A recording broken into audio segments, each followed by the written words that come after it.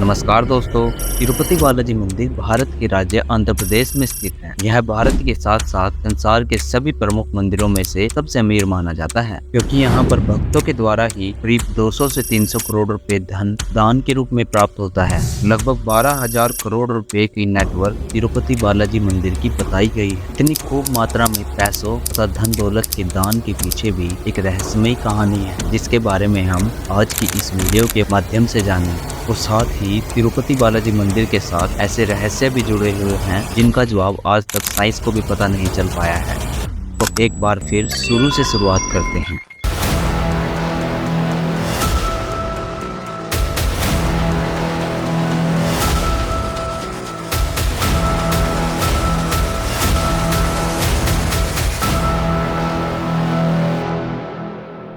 तिरुपति बालाजी मंदिर भारत के सबसे धनी और पूजनीय मंदिरों में से एक तो है, परंतु क्या आप लोग जानते हैं इस मंदिर में पूजे जाने वाले तिरुपति बालाजी खुद बहुत ही गरीब और कर्ज में डूबे हुए हैं।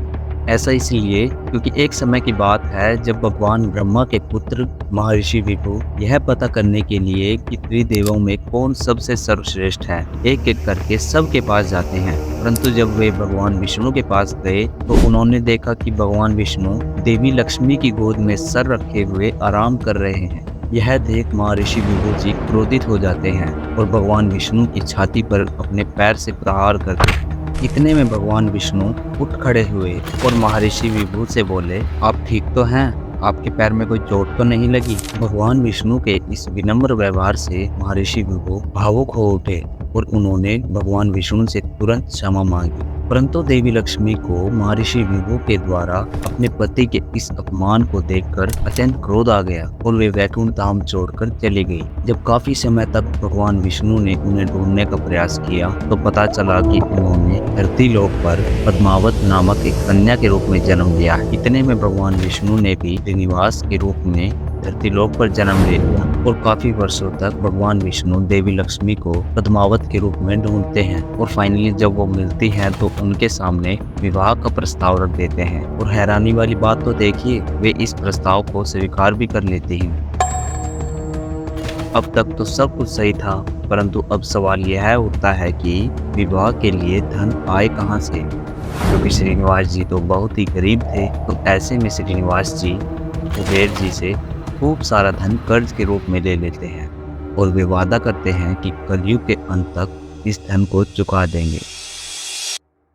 इसी कारण खूब सारा धन हर रोज भगवान विष्णु को कर्ज मुक्त कराने के लिए दिया जाता है और ऐसा माना जाता है कि स्वयं भगवान विष्णु जी वेंकटेश्वर के रूप में तिरुपति बालाजी मंदिर में निवास करते हैं। अब आप लोग सोचोगे कि ऐसा थोड़ी होता है, यह सब तो अंधविश्वास है, सब झूठ है, मतलब सिर्फ एक मूर्ति पर करोड़ों रुपए का दान। दरअसल प्रॉब्लम मूर्ति पूजा में नहीं, बल्कि प्रॉब्लम उस समय है जब ईश्वर के प्रति अपने नजरिए को सिर्फ एक मूर्ति तक ही सीमित कर दिया जाए। जो लोग अंदर जाकर मूर्ति पूजा करके और बाहर आकर दूसरों का फायदा उठाकर भी यह सोचे कि उसने भगवान को पूज लिया है, तो उनसे बड़ा मूर्ख इस दुनिया में कोई है ही नहीं। क्योंकि हम भगवान की पूजा करते ही इसलिए हैं कि हमारे नजरिए का विस्तार हो। ईश्वर को हम सब एक मूर्ति में नहीं बल्कि जल, वायु, अग्नि, चांद, सूरज के साथ साथ अन्य सभी जीवों में भी देख पाएं, उन्हें महसूस कर पाएं। इसलिए दूसरों के प्रति हमारा अच्छा व्यवहार ही जब पूजा बन जाए, प्रकृति तथा उसके प्राणियों की रक्षा ही हमारा ईश्वर के प्रति भाव बन जाए और दूसरों का हित करना ही हमारा परमो धर्म बन जाए, तब होती है ईश्वर की सही मायने में पूजा। जय हिंद।